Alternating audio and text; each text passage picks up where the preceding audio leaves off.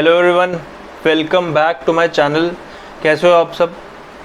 I hope आप अपने exams की तैयारियां कर रहे हो।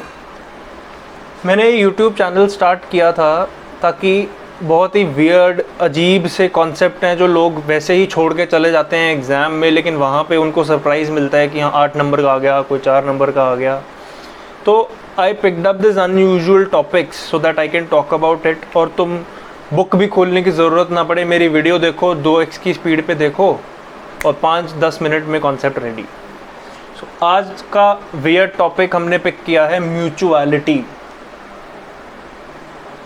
अब ये म्यूचुअलिटी कॉन्सेप्ट क्या है? बेसिकली तुम्हें पता होगा, तुम किसी क्लब को ऑडिट कर रहे होगे आर्टिकलशिप टाइम पीरियड पे, या पहले या बाद में।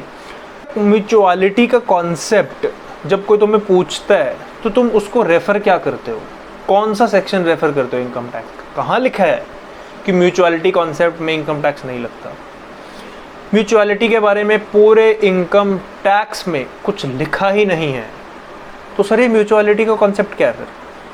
म्यूचुअलिटी के ऊपर बहुत सारी सुप्रीम कोर्ट्स की जजमेंट्स हैं जिनको इंटरप्रेट करके पता चलता है कि there is no transaction as such.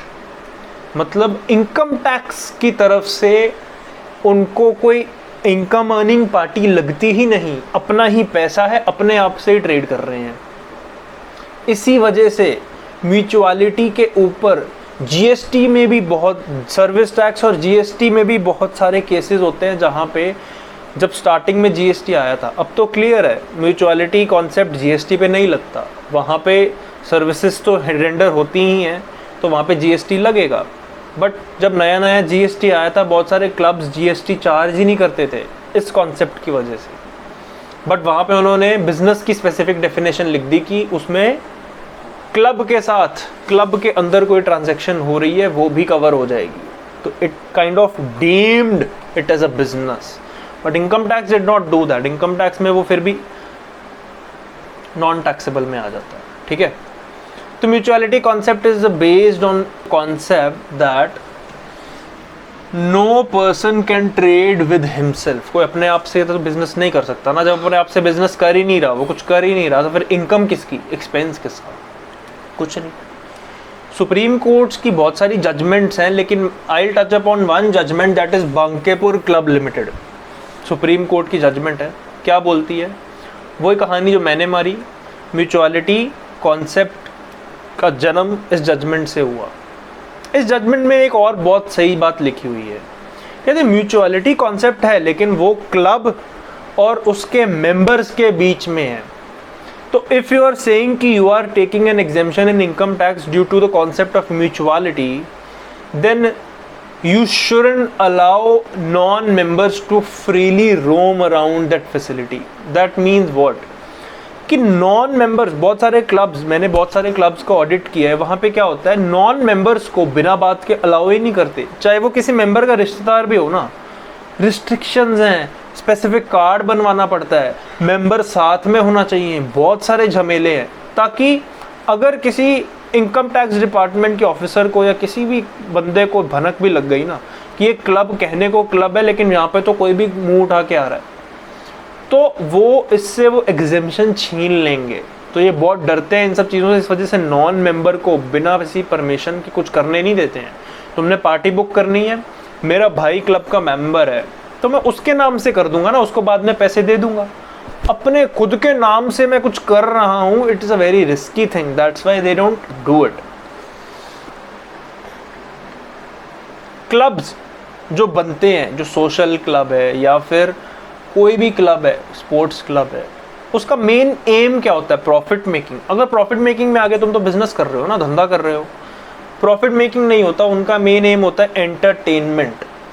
And one more point in this mutuality concept is that the contributors जो पैसा इन्वेस्ट कर रहे हैं, जो लगा रहे हैं, वो ही अल्टीमेट पार्टिसिपेटर होते हैं अगर कोई सरप्लस आता है तो। अब पार्टिसिपेटर होने का ये मतलब नहीं होता कि वो हर साल उनको पैसा देंगे वापस, ऐसा नहीं है। हर साल भी दे सकते हैं, डिसोल्यूशन पे भी दे सकते हैं, ठीक है। बट कंट्रीब्यूटर जो हैं वो ही पार्टिसिपेटर हैं, कोई मुंह उठा के कोई और बंदा नहीं है कि मैं कंट्रीब्यूट कर रहा हूँ, कोई और पार्टिसिपेट कर रहा है और भी लोग आ रहे हैं ना, मेंबर्स ही कंट्रीब्यूट कर रहे हैं, मेंबर्स अपने ही बेनिफिट के लिए कर रहे हैं, प्रॉफिट मेकिंग है नहीं, मस्ती मजाक चल रहा है, एंटरटेनमेंट चल रही है। ठीक है, कुछ एग्जाम्पल लेते हैं। अब कितने एग्जाम्पल लोगे सर आप तो एग्जाम्पल लेते रहोगे, हमारा कॉन्सेप्ट निकल जाएगा। एग्जाम्पल लेना बहुत ज़रूरी है, क्योंकि इस एग्जाम्पल में आपको डिस्टिंक्शन करवाऊंगा what is the difference between a normal mutual concern and a mutual concern based on trade, profession and association. These are some of the examples. One is confederation of Indian industries which is called CII. Cameraman, can you zoom it? Second example, this is, as the name suggests, trade, profession and association के related है ये। FICCI नाम तो सुना ही होगा, ma'am चाय FICCI बनी है, वही वाला फिक्की है? नहीं सर, वो फिक्की नहीं है, ये दूसरा है, federation of Indian chambers of commerce and industry. This is also trade, profession and association. Sir ये क्या बार बार आप ट्रेड, प्रोफेशन एंड एसोसिएशन कर रहे हो? बताऊंगा बेटे, बताऊंगा। क्लब्स, कोई भी क्लब है, सोशल क्लब है, स्पोर्ट्स क्लब है, कोई भी एंटरटेनमेंट क्लब है, क्या वो ट्रेड, प्रोफेशन, कोई एसोसिएशन चल रही है वहाँ पे? नहीं, वहाँ पे तो एंटरटेनमेंट चल रही है, मौज मस्तियाँ हो रही हैं सर, वहाँ पे तो कोई ट्रेड रूड हो नहीं रहा है सच। PhD chambers trade, Delhi high court bar association, sir ये क्या करती है, ये क्या बना हुआ है? होता क्या है कि जो दिल्ली के लॉयर्स हैं, उनको दिल्ली में ऑब्वियसली पार्किंग की दिक्कत है, उनको कोई पार्किंग के लिए कोई उनकी गाड़ी का कोई पर्टिकुलर स्पॉट नहीं है, कोई उनको पानी नहीं पूछता, तो इन्होंने एक फेडरेशन, एसोसिएशन ही बना ली। इन्होंने एक एसोसिएशन ही बना ली जहाँ पे you have to ask them about water, parking facilities. कोई बिजनेस तो नहीं चल रहा ना, एंटरटेनमेंट ही हो रही है। Entertainment in the sense it's a social welfare kind of thing, right. Sir ये क्या लिखा है आपने? BSc। जब स्टॉक एक्सचेंज बने थे ना, it was just a platform for traders to come and invest. वो कोई प्रॉफिट मेकिंग मोटिव से कोई स्टॉक एक्सचेंज नहीं बना था। Broking agency stock profit motive से बन सकती है, लेकिन जब धीरे धीरे पता चला कि इतने सारे स्कैम होने लग गए, कोई हर्षद मेहता का स्कैम, कोई केतन पारेख का स्कैम स्टॉक एक्सचेंजेस को लेकर, तो तुमने बहुत बार एक कॉन्सेप्ट पढ़ा होगा, डीम्यूचुअलाइजेशन। यही मतलब है वो। ये म्यूचुअल कंसर्न होती थी पहले, एसोसिएशन ऑफ पर्सन होती थी पहले, अब इसको डीम्यूचुअलाइज कर दिया और इसको कंपनी की फॉर्म में कन्वर्ट कर दिया, क्योंकि कंपनीज एक्ट बहुत खतरनाक है, तो उससे बच नहीं सकते। पहले तो एसोसिएशन ऑफ पर्सन की वजह से कुछ भी कर देते, ठीक है। What about ICAI, CA students? ICAI क्या है? वो म्यूचुअल कंसर्न नहीं है, वो भी तो एजुकेशन को ही प्रमोट कर रही है ना, तो वो म्यूचुअल कंसर्न क्यों नहीं है? उसमें भी मेंबर पैसा लगाते हैं और उन्हीं की बेनिफिट है। ICAI म्यूचुअल कंसर्न नहीं है। ये बहुत बड़ा झमेला एक हुआ था पहले कि भाई ICAI भी म्यूचुअल कंसर्न मानेंगे हम, तो AO कहता भाई पहली बात तो तुम्हारे जो स्टूडेंट हैं वो मेंबर से ज़्यादा हैं। मेंबर कितने हैं? 3 लाख, 3.5 लाख। स्टूडेंट तो 10 लाख हैं। तो स्टूडेंट से तो पैसा आ रहा है सारा, और स्टूडेंट पे इन्वेस्ट होता नहीं, इन्वेस्ट मेंबर्स पे होता है।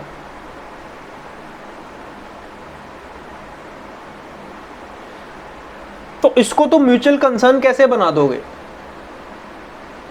इसका जो कंट्रीब्यूटर है वो पार्टिसिपेटर तो है ही नहीं। That's why it's not a mutual concern, क्योंकि इसमें मेजॉरिटी तो स्टूडेंट्स हैं और स्टूडेंट्स मेंबर नहीं होते हैं। स्टूडेंट ही होता है, ठीक है। तो ये आपको पूरा कॉन्सेप्ट समझ में आ गया, ये म्यूचुअल कंसर्न का कॉन्सेप्ट है। Now we'll touch upon what are the 2 cases जहां पे इसकी इनकम एग्जेम्प्ट होती ही नहीं। पहला तो तुमने ऑलरेडी गेस कर लिया हो गया कि भाई नॉन मेंबर की बातें वो तय नहीं करता, ये ना वो जजमेंट करता है ना पूरा कॉन्सेप्ट करता है। इसका मतलब क्या है कि नॉन मेंबर से कुछ भी कहानियां करवा रहे हो तुम, वो तो हम टैक्सेबल कर देंगे, बात खत्म। There is one more point. एक क्वेश्चन पूछता हूं, कोई बंदा है वो पार्टी बुक करता है, अपनी कोई शादी बुक करता है, पार्टी बुक करता है, बैंकेट हॉल बुक करता है, तो क्या उस पैसे पे इनकम टैक्स लगेगा? नहीं। अगर कोई बंदा पिज्जा ऑर्डर करता है, क्या उस पैसे पे इनकम टैक्स लगेगा? नहीं। लेकिन कोई बंदा मेंबर नहीं है, अपने नाम पे नहीं करवा रहा, अपने भाई के नाम से बिल बनवा रहा है क्योंकि उसका भाई मेंबर है, अब क्या इनकम टैक्स लगेगा? क्यों लगवाना है तुमने? तुम्हारा ही तो भाई है। प्रूव कर दो कि भाई तुमने ही पैसा पे किया है, तुमने ही बिल करवाया है, पीछे से वो उसको पैसा अलग से पे कर दे विद इन फैमिली, किसको क्या फर्क पड़ता है? तो क्यों लगेगा? तब भी एओ को प्रूव कर दो, तुम्हारी ही तो पार्टी थी, बात खत्म। ठीक है। Second situation where the income shall be taxable is what?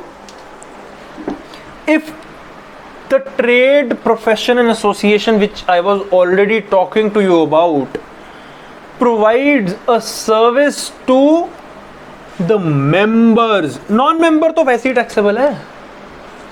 A service to members, भाई ये क्या बोल दिया? क्या मतलब, क्या सर्विस?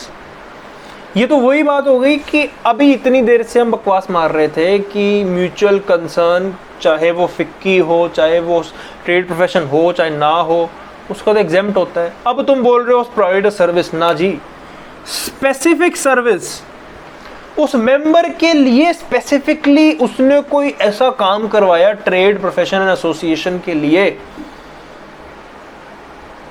तो हम उसको तो चार्जेबल करेंगे इनकम टैक्स। अच्छा, इन सब पूरी कहानी में जीएसटी लगेगा? हाँ, जीएसटी तो हर चीज में लगेगा भाई, जीएसटी से बाहर नहीं है, वो मैंने पहले ही डिस्कस कर लिया।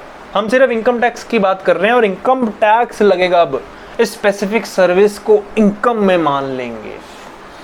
एक गेम खेलते हैं छोटी सी। फिक्की क्या है? ट्रेड प्रोफेशन एंड एसोसिएशन है? हाँ है। Sports club trade profession association होता है? ना जी। आरडब्ल्यूए क्या होता है सर? Resident welfare association. तो इसमें क्या ट्रेड प्रोफेशन एसोसिएशन है? ना, ये तो लोगों की भलाई के लिए होता है ना। CII क्या है? Confederation of Indian Industry. Industry word आ गया। ये सब चीज़ें ट्रेड प्रोफेशन एसोसिएशन को बढ़ावा देने के लिए, यहाँ पे एक मेंबर स्पेसिफिक काम करवा सकते हैं, इस वजह से इनकी अलग से कैटेगरी बना देते हैं। हाँ जी sir. So let's move on to some issues which we face in this concept. पहले वाला तो जो हमने बोला था वो कॉन्सेप्चुअल अंडरस्टैंडिंग के लिए सब ठीक था, बट हाँ, अगर सीए फाइनल लेवल की बात करें तो यहाँ से क्वेश्चन आते हैं। दो इश्यूज उठाऊंगा मैं। पहला, हम लोग इतना बोल रहे हैं कि कोई हमारा मेंबर है, उससे हमें कुछ भी मिला तो वो एग्जेम्प्ट है। व्हाट इफ हमने बैंक को ही मेंबर बना लिया और वहां पे एफडी करा ली, तो वहां से कोई भी इंटरेस्ट मिल रहा है तो क्या वो एग्जेम्प्ट हो जाएगा? सोचने वाली बात है। तो इसके ऊपर एक बहुत बड़ा केस चला। वो तो क्लब एग्जेम्प्ट करवाने के चक्कर में था, लेकिन इसके ऊपर सुप्रीम कोर्ट तक बात पहुंच गई। Bangalore club versus CIT supreme court का केस है। इसमें सुप्रीम कोर्ट ने एक चीज बहुत पते की बोली, और वो क्या कि भाई म्यूचुअलिटी कॉन्सेप्ट का मतलब होता है कोई मेंबर इन्वेस्ट करता है, फिर वो मेंबर के लिए कोई काम करते हैं, बात खत्म। अब ये बैंक में स्पेसिफिकली क्या होता है कि for example if you invest your money, तुमने 1 करोड़ रुपए दिया बैंक को, अब बैंक ने आगे उस अमाउंट का लोन दे दिया पब्लिक को 12% इंटरेस्ट पे, तुम्हें वो 7.5% FD पे देता है या 7% देता है, और जो बीच का डिफरेंस है 5% 4% वो उसकी इनकम है। अब क्लब में क्या होता है, पब्लिक इन्वॉल्व नहीं होती, लेकिन यहां पे तो इनडायरेक्टली पब्लिक इन्वॉल्व हो गई ना। तुम्हारा पैसा अल्टीमेटली तो पब्लिक के पास चला गया, और पब्लिक से इनडायरेक्टली तुम्हें पैसा मिला है वो 7-7.5%।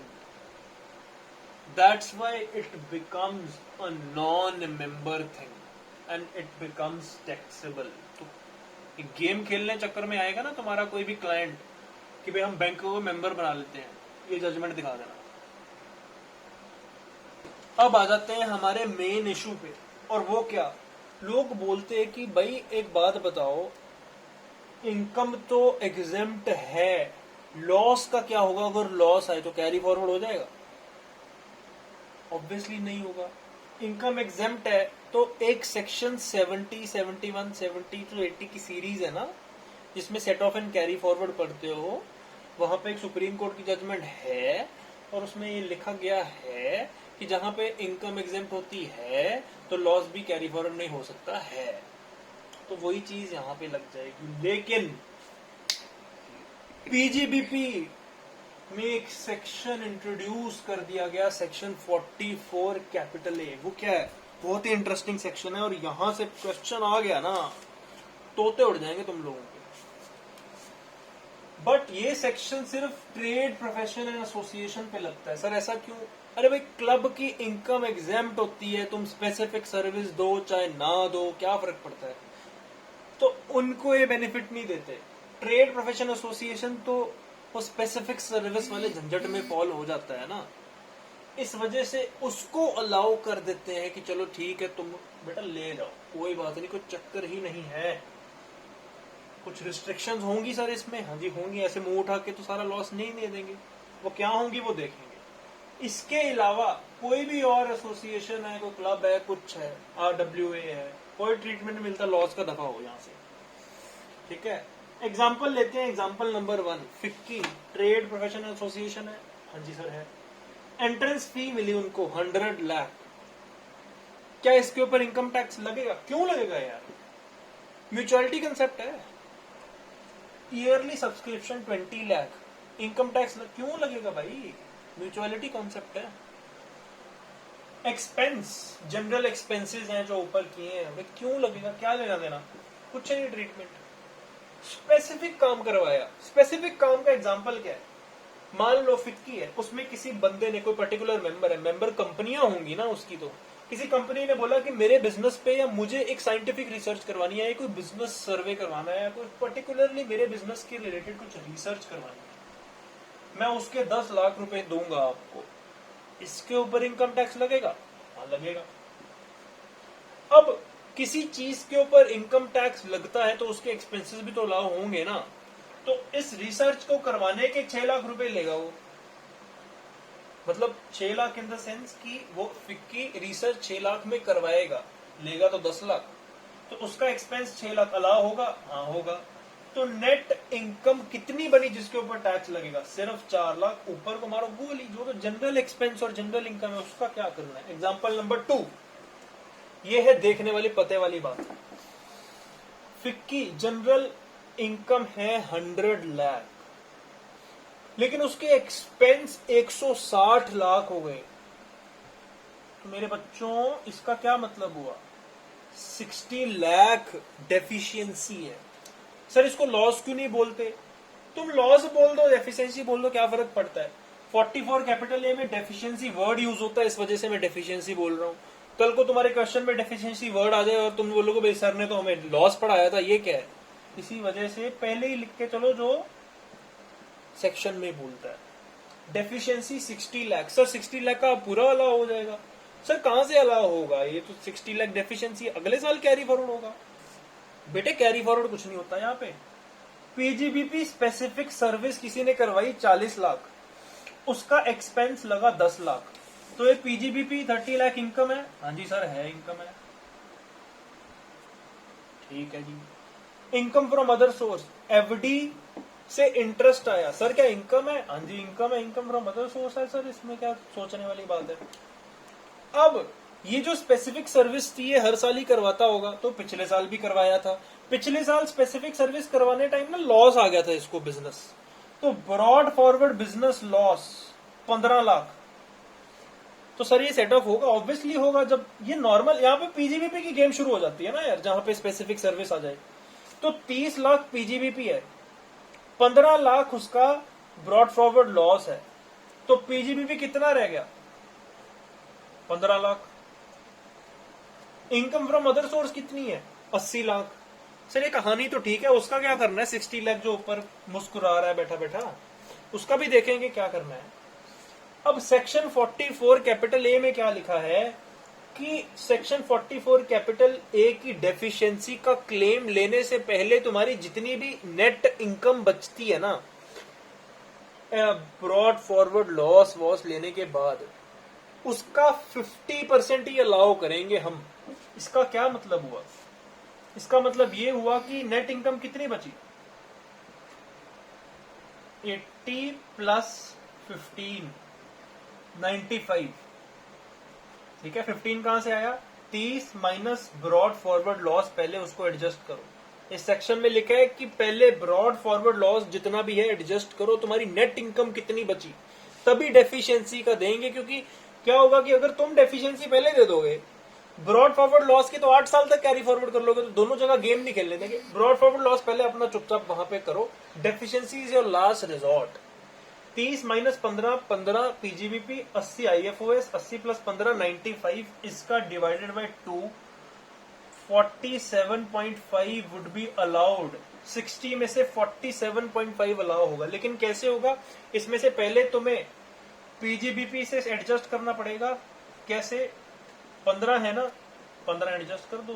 PGBP income 0, income from other source है, बाकी एडजस्ट करना पड़ेगा। 80 है, 47.5 माइनस 15 कितना होता है मेरे लल्ला? 32.5। ठीक है, इतना ही होता है ना, जो भी आए हमें कुछ मतलब नहीं। Income from other source 80 minus 47.5 minus 15 तो ऑलरेडी एडजस्ट हो गया, इतना ही बचा। ये है पूरा कॉन्सेप्ट आपका डेफिशिएंसी का। इसके ऊपर बहुत तगड़ा क्वेश्चन बन सकता है, बहुत कम चांसेस होते हैं किसी की पेपर में, लेकिन जिस दिन आ गया ना 8 नंबर का आएगा और तुम्हारे 12 बच जाएंगे। ठीक है, तो ये अपना छोटा सा कॉन्सेप्ट था म्यूचुअलिटी का। आई होप तुम 2x की स्पीड में मस्त देखो, इसको जो नोट डाउन करना है करो, मैंने बोर्ड पे भी लिख दिया है। All the best for your exams. और मुझे बताना कोई और टॉपिक हो, कमेंट में बताओ कौन सा टॉपिक है जो तुम्हें बहुत कॉम्प्लिकेटेड लगता है, मक्खन की तरह निकाल देंगे हम। टेंशन लेने की जरूरत नहीं, तुम्हारा बड़ा भाई तुम्हारे साथ है। ठीक है, all the best for your exams. I hope you do well.